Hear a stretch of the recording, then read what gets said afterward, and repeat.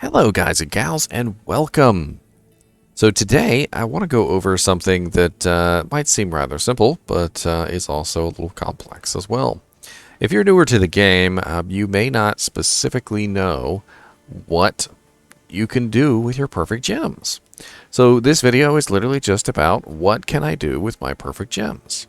We're going to start out with one of the easiest examples of what to do with your perfect gems, and that is make a magic find helmet.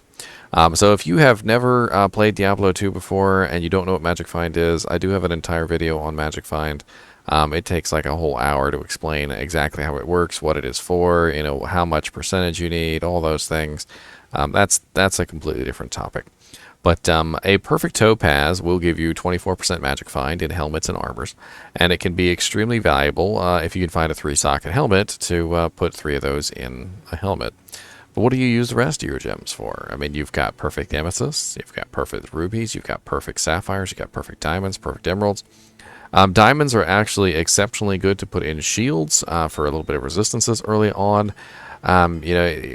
Perfect Emeralds can be great for poison damage if you want to have a little bit of extra poison damage in your weapon, like as a really low-level character.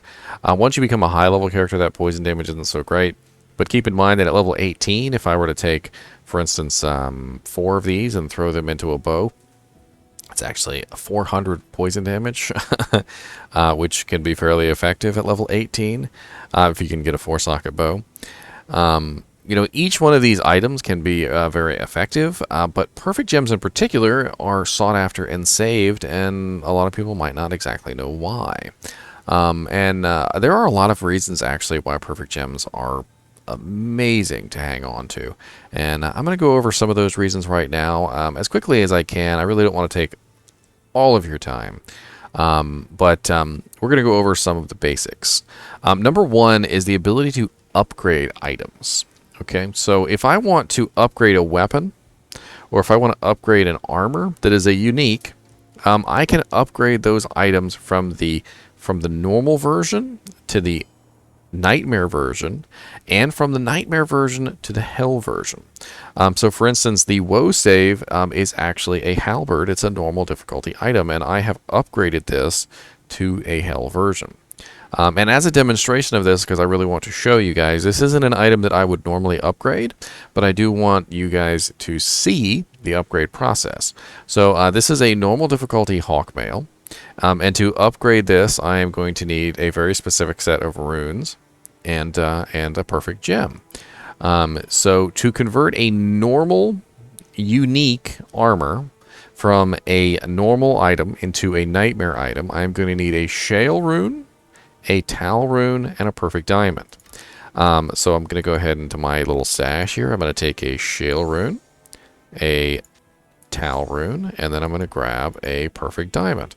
So you see I have quite a few perfect diamonds. These are going to come in handy a lot for you.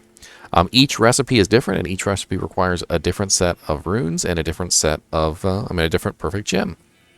Now, once you have all these items in the cube, you'll notice that the Hawkmail has 112 defense. It has a level requirement of 15, and it has 44 strength.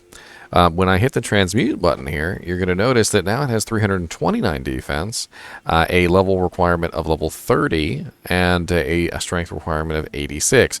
So I have increased the quality of the mail, essentially the base item, from a regular scale mail to a tigulated mail, because you notice now it says Hawkmail tigulated mail, not Hawkmail scale mail. And what could this be useful for? Well, there are hundreds of different things that you can use upgrade recipes for to make very useful items in this game. And I'm going to go over some of those right now. One of them is on me, and it is one of the most useful things that you can do.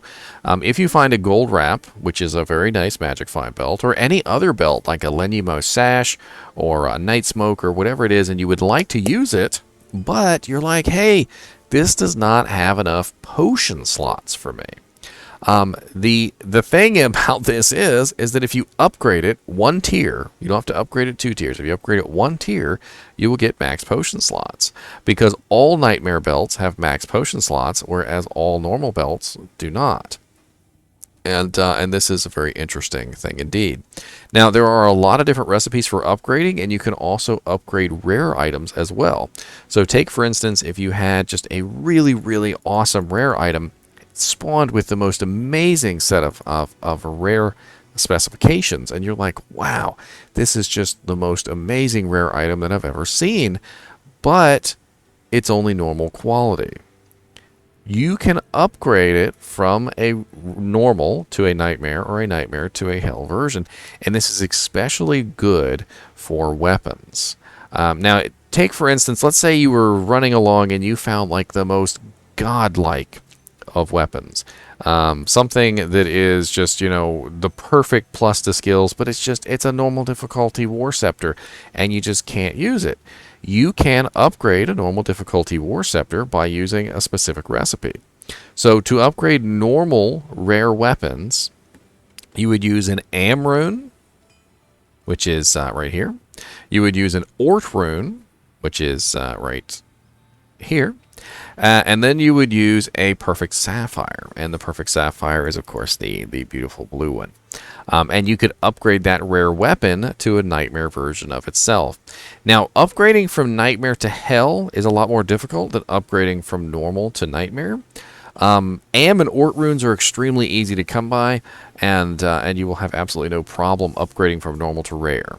The main issue comes in when you're upgrading from Exceptional to Elite, and those usually have things like Pole runes, Co runes, runes, Foul runes, things like that, and it becomes a lot more difficult to upgrade those items. And just really quickly, I'm going to go over those recipes real quick. All right, so to upgrade a Normal to an Exceptional, which is Normal to Nightmare, of an Armor, you're going to use a Thull, a Ral, and a Perfect Amethyst. To upgrade a normal rare weapon, it's Am, Ort, and a Sapphire. To upgrade an exceptional rare armor, it is so Nightmare to Hell. It's going to be a Pull, a Co, and a Perfect Amethyst. To upgrade an exceptional rare weapon, it's going to be a and a Foul, and a Perfect Sapphire. For uniques, it's a different recipe entirely, and unique items are normal unique armor to Nightmare is Shale Tal Diamond, which is what we just demonstrated with the Tigulated Mail. The normal unique weapons are Soul, Ral, and a Perfect Emerald. The Nightmare armors to the Hell version of the armors is Lem and Co.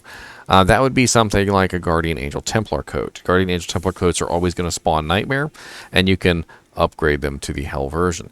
Now keep in mind, you can upgrade twice if you want to. So this Hawkmail, I could upgrade it 2 times, and I could go to a Hell version. To upgrade a unique weapon from the Nightmare to the Hell version, it's Lum and Pull. Very good examples of weapons and things that you would definitely want to upgrade are things like Bone Snap. Bone Snap is absolutely great to upgrade because it has the nice crushing blow. Like I was talking about earlier, the belts are absolutely amazing to upgrade because they get more potion slots. There are certain items in the game that you're going to want to upgrade just simply because. Mage Fist Gauntlets, there's no reason not to upgrade them if you're going to use them as an endgame sorceress for that faster cast of the fire skills and the regenerate mana. There are just hundreds of items in the game which are worthy of at least 1 tier of upgrade, but not 2. And there are plenty of items that are worthy of 2 tiers of upgrades, and not just 1. Now, the things that make this determination are things like the strength requirement and the dex requirement and stuff like that. Like, for instance, if I were to upgrade this Woe Stave back to Corbin to the Hell version, the dex requirement and the strength requirement would go through the roof and would make it very difficult for anyone to wield. Same thing when it comes to armors. Armors tend to become extremely difficult to wield when you upgrade them to the Hell versions. They're going to have a massive amount of strength requirement. Now, upgrading items is not the only thing you can use your perfect gems and perfect skulls on. Another thing that you can use this on is actually rerolling charms. So, for instance, let's say you had just an amazing charm that dropped from Bale. you know, a whole +1 strength or something like that.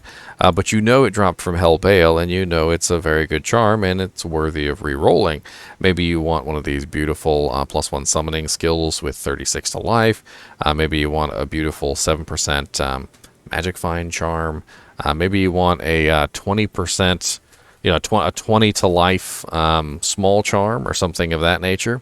And you know, it's very interesting because you can actually re-roll these. And the way that you re-roll these is you take the charm and you put it inside of the stash.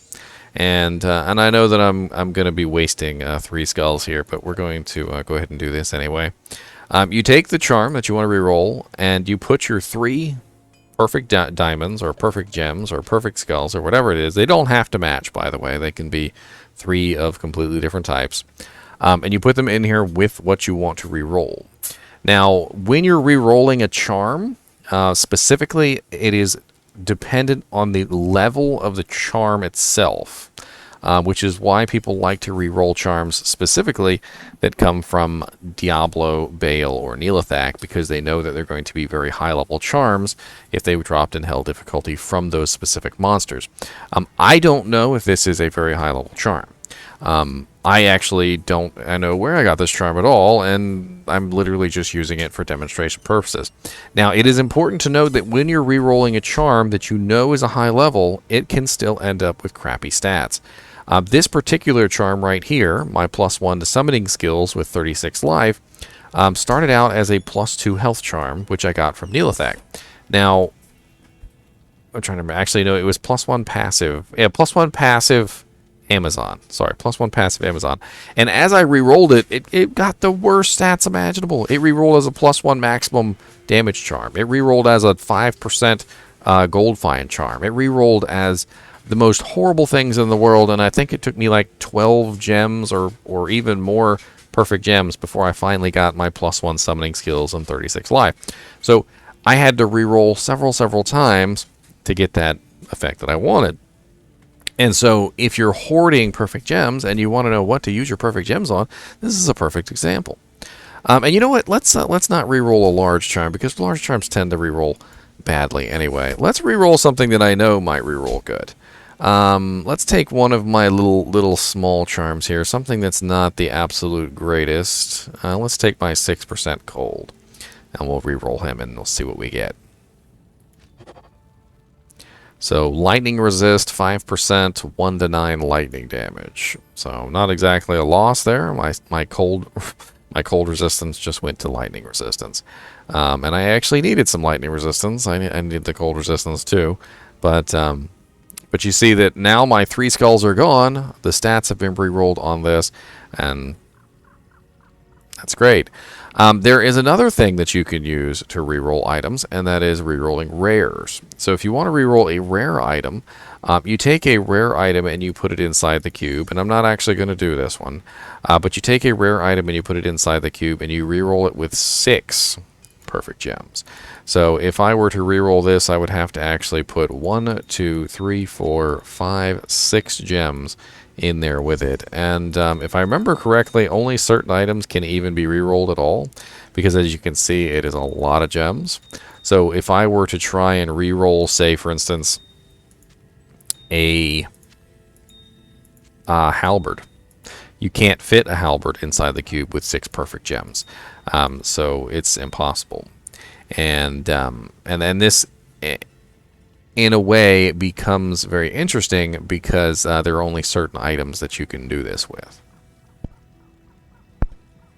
And we're not done yet. And this is the interesting thing. So what else could you use perfect gems for? Well, the other thing that you can use perfect gems for in Diablo 2 is crafting. Now, crafting is one of the most useful things that you can do in Diablo 2, because you can make some amazing, and I mean absolutely amazing items, but you can also make some absolutely crappy, horrible, just worthless items. And there are essentially 4 different crafted items. The 4 different crafted items are the caster items, the blood items, the safety items, and the hit power items. Each one uses a different recipe, and because each one uses a different recipe, they specifically have their own perfect gems that people love to collect for those. For instance, the safety items all use perfect emeralds. The safety items are very specific.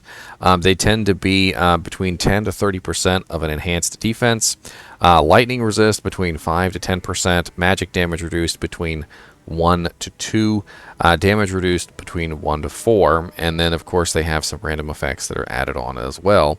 And you can make everything from helmets to boots to gloves to shields, body armor, amulets, rings, etc. Safety items are probably not one of the most popular. We also have caster items, which is one of the most popular. Caster items are very, very popular because they have faster cast on them. For instance, the caster amulet tends to have 5 to 10% faster cast when you craft it, as well as 4 to 10% regenerate mana and 10 to 20 mana. Now, of course, it can also roll with other stats, like for instance, it can roll with a +2 to skills, or plus to strength and things like that. Now, I'm going to show you a pair of gloves right now, and this particular gloves is a crafted pair of gloves. I believe these were using the blood recipe, and as you can see, they rolled with +2 javelin and spear skills, which is really nice. 1% lifesteal, which could have been better, but I'm not going to complain. It's lifesteal. 10% chance of crushing blow, which is really amazing. 50% enhanced defense, which gives it almost 100 defense. 14 dex, 11 life, and fire resist 13%. They're not bad gloves. Now, they could be better, but 10% crushing blow on a pair of gloves is hard to come by. In fact, there's only one other pair of gloves in the game that has crushing blow on them as far as I know, and that is the Venom Gauntlets, which are 5%. So, the caster items use perfect amethysts. Perfect amethysts are very sought after for those who want to craft the caster items. Now, it's also runes as well. So it's an am rune, a perfect amethyst, and any jewel basically of any type. So these are jewels right here. And you would use this jewel, you would use a perfect amethyst, and then you would use an am rune for a caster ring. You would also need a ring. So the way that it works is you have basically a ring that you would include inside the deal. And let's go ahead and craft one real quick, just for fun. Let me find a different jewel, though. I don't want to waste my 15 to maximum damage jewel. I've been holding on to these for very specific purposes. I'm sure I've got another jewel around here somewhere that's not a ridiculous one. 12 to maximum damage. I can get rid of that one. All right, so we're going to make a caster. Do we want to do a caster ring, or do we want to do a caster amulet? Let's do a caster amulet, shall we? And we need a Ral rune for the caster amulet. Rally. So a Ral rune, a magic amulet, a perfect amethyst, and any jewel. Alright, so we're going to take these and we're going to put them inside the cube. And we're going to see what we get. And that's literally what crafting is in Diablo. It's sort of like a controlled experiment. Like, imagine if you found a rare item on the ground, but you could guarantee that the rare item would have between 5 to 10% faster cast, regenerate mana 4 to 10%, and plus 10 to 20 mana. We're guaranteeing that it's going to have at least these stats, but we don't know exactly what it's going to be. There are also other stats that we don't know exactly what it's going to be. And this is based on your character's level, so I am level 88 right now, and I'm going to go ahead and hit craft on this. So we're going to see what kind of amulet we're going to get. So we got 6% faster cast, 13 to strength, replenish life 4, 23 to mana, regenerate 7%, and magic damage reduced by 3, with a level requirement of 56. So no plus to skills, which is unfortunate. 13 to strength with 6% faster cast isn't bad. In fact, a lot of the times people will prefer to have a little bit of strength on their caster amulets so that they don't have to put as many points into strength as they're beefing up their character. Now, all in all, I definitely would say that this one wasn't quite a success. At level 56, it's pretty high. And as you can see, crafted items have a special color. They don't look the same as rare amulets. So, just to go over this one more time, we got our perfect emeralds are for the safety items. We have our perfect amethyst for the caster items, which is one of the more sought after ones. We have our perfect rubies, which is for the blood items. Perfect rubies are actually pretty sought after because the blood items have some pretty nice effects, like guaranteed lifesteal, guaranteed faster run walk, guaranteed plus to strength, things like that that people who are melee characters or range characters might particularly want. Like for instance, the gloves always have the 5 to 10% crushing blow on them with the 1 to 3 lifesteal. So when you're making pairs of gloves, if you happen to come across a pair of gloves that has the plus to skills, like the +2 javelin and spear, you end up with a very nice +2 to javelin spear with crushing blow.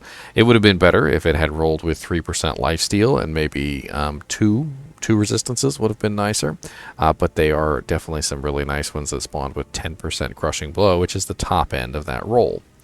The last of the Mohicans of the crafted recipes is the hit items, and the hit items are perfect sapphires. Now, the hit items I don't think are as popular as the others, specifically because they seem to revolve more around like 5% chance to cast Frost Nova, knockback, damage taken goes to mana, increased chance of blocking on shields, faster hit recovery on body pieces, things like that. So not quite as good as some of the other recipes. I think the blood recipe and the perfect... the caster recipes, the perfect amethyst. So the perfect amethyst and the perfect rubies tend to be worth more in that regard. So for instance, if you were to re-roll charms, you probably would not want to use your perfect amethyst and perfect rubies for re-rolling charms, because people will be willing to trade you for those for crafting. Topazes tend to be worth very much for, magic find. So you're looking at the very least, the perfect topazes, perfect amethysts, and perfect rubies are very well sought after for those specific purposes. Perfect skulls tend to be not sought after as much, and so a lot of people will use the perfect skulls first in their attempts to get a new charm, for instance. And of course, you can also use all these items, these gems, for socketing purposes. You're going to find that there's 100 different things that you can use these for. Like for instance, let's say you've leveled up your mercenary. You've got your ethereal Colossus Fulge Insight, which requires 200 strength, and you're trying to put it on your mercenary, but your mercenary only has like 180 strength. Get yourself a nice 3-socket helm, preferably ethereal, and put 3 perfect amethysts in it for the time being, so he has plus 30 strength, so he can actually wield his ethereal Colossus Vulge. And at least he'll be able to use it until he levels up a little bit, and you could take off the helmet, and he can use it on his own. There are also some very interesting uses for low-level characters. For instance, if you wanted to just make a low-level character who could really just roll through content, finding a nice 4-socket bow and just giving them literally a perfect sapphire, a perfect topaz, a perfect ruby, and a perfect emerald literally gives them a multi-spectral damage type of basically all the elements. And literally, you can just take a sorceress and just shoot your bow at people and laugh as they die. It's pretty hilarious. The amount of damage that it puts out is actually pretty ridiculous for a low-level character at level 18, and you can pretty much roll through all the content in normal difficulty with just a bow with perfect gems in it. Anyway, I hope I've given you all at least some idea of what gems are specifically used for, why you should hoard them, why you should hold on to them, what you can trade them for, who might specifically need them. And as always, I do appreciate you guys and gals watching my videos, and keep watching.